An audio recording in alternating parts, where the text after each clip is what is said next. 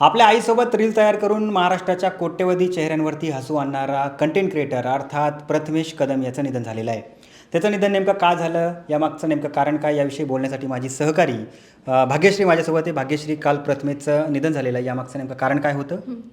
Thank you Salman. काल प्रथमेश कदम याचं निधन झालं, म्हणजे पहाटे 4च्या दरम्यान त्याचं निधन झालं असल्याची माहिती समोर आली.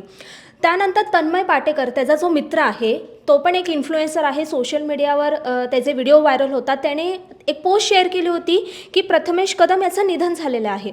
आणि त्यानंतर सोशल मीडियावर अक्षरशः खळबळ उडाली की 26व्या वर्षी त्याचं निधन नेमकं कसं झालं आणि का झालं, असे अनेक प्रश्न अनुत्तरित आहेत अजून तरी.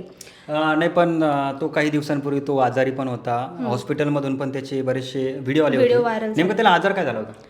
हां, तो हॉस्पिटलाइज होता बरेच दिवस. त्याने हॉस्पिटलमध्ये असून देखील म्हणजे जे आपलं काम आहे, जे कार्य आहे, म्हणजे लोकांना हसवणं आपल्या व्हिडिओद्वारे, त्याने अनेक व्हिडिओ तयार केले तिथे आणि शेअर देखील केले होते. असं म्हटलं जातं, म्हणजे त्याची जी मैत्रीण आहे सई उतेकर, ती देखील इन्फ्लुएन्सर आहे. तिने एक व्हिडिओ शेअर केला आणि त्यात तिने सांगितलं की त्याला एक पोटाचा विकार होता. तिने त्या व्हिडिओच्या माध्यमातून तिने असं सांगितलं की पोटाच्या विकारामुळे त्याचं निधन झालं आहे. पण अद्याप त्याच्या फॅमिलीकडून म्हणजे अधिकृत माहिती आलेली नाही आहे समोर. म्हणजे आपण काही सांगू नाही शकत की त्याचं निधन नेमकं कसं झालं आहे. पण म्हणजे त्याचे बाबा वारले, त्याच्यानंतर तो फेमस झाला. म्हणजे आईला हसवण्यासाठी त्याने वेगवेगळ्या प्रकारचे रील्स सुरुवात केले. नेमकं त्याला प्रसिद्धी कशी मिळाली होती? वडिलांच्या निधनानंतर सावरण्यासाठी स्वतःला त्याने रील्स तयार करण्यास सुरुवात केली होती आणि रील्सला आपल्याला प्रसिद्धी मिळते हे पाहून त्याने आपल्या आईला देखील इन्व्हॉल्व केलं आपल्या रील्सच्या व्हिडिओमध्ये. म्हणजे आपले खास हलके फुलके जे विनोद आपल्या घरात घडतात, आपले आईवडील झाले ते सार्कस्टिक उत्तरं देतात, तेच आपल्या व्हिडिओच्या माध्यमातून त्याने तयार केले. आपल्या आईला पण त्याने व्हिडिओमध्ये घेतले आणि ते शेअर केलेत. म्हणजे यामुळे ना त्याच्या आईला देखील प्रसिद्धी मिळाली आणि वडिलांच्या निधनानंतर हे दोघं सावरण्यासाठी एक रील्स, एक कॉमेडी म्हणजे व्हिडिओच्या माध्यमातून ते स्वतःला सावरू शकले, असं आपण म्हणू शकतो. तू बरेचशा त्याच्या आता मगाशी बातमी केली होती की तो किती कमावतो, काय कमावतो, तर त्याची नेमकं संपत्ती किती होती आणि त्याचा नेमका इन्कम सोर्स वगैरे कसा होता?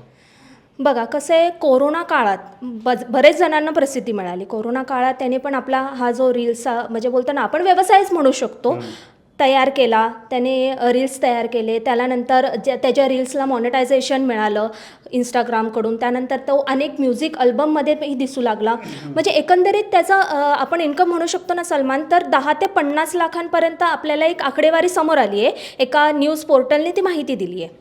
तर प्रथमेशने रीलच्या माध्यमातून मोठं नाव कमावलं. त्यानंतर तो बॉलिवूड अभिनेत्री श्रद्धा कपूरला देखील भेटल्याची चर्चा होती. हां, त्याची चर्चा होती.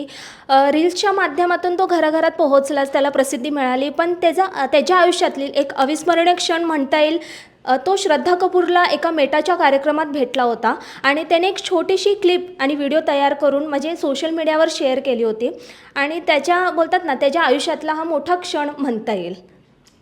तर एकंदरीतच प्रथमेश कदम यांचं निधन झालेलं आहे आणि याविषयी माझी सहकारी भाग्यश्री हिने त्याविषयीची सविस्तर माहिती दिलेली आहे. एबीपी माझा, उघडा डोळे बघा नीट.